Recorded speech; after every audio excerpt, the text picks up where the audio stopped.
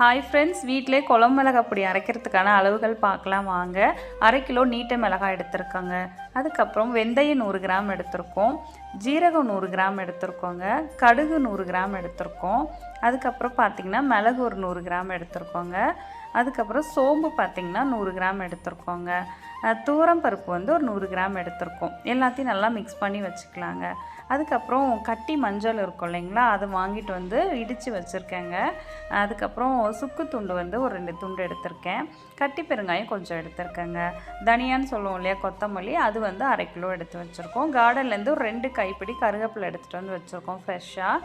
இப்போ நான் வந்து கலருக்காக ஒரு கைப்பிடி காஷ்மீர் மிளகாய் சேர்த்துக்கிறேன். எல்லாத்தையும் நல்லா காய வச்சுக்கணுங்க. வெயிலில் துணி போட்டு போடலாம், தட்டிலையும் வச்சு காய வச்சுக்கலாம். பதம் இப்படி உடச்சா உடையணுங்க. மிஷினில் கொடுத்து அரைச்சிட்டு வந்துடலாங்க. வறுத்து அரைக்கிறப்போ உங்களுக்கு வந்து டேஸ்ட்டு குறைவாக இருக்குங்க. இந்த மாதிரி காய வச்சு அரைக்கிறப்ப டேஸ்ட்டு சூப்பராக இருக்கும். கண்டிப்பாக ட்ரை பண்ணுங்கள். பாய்.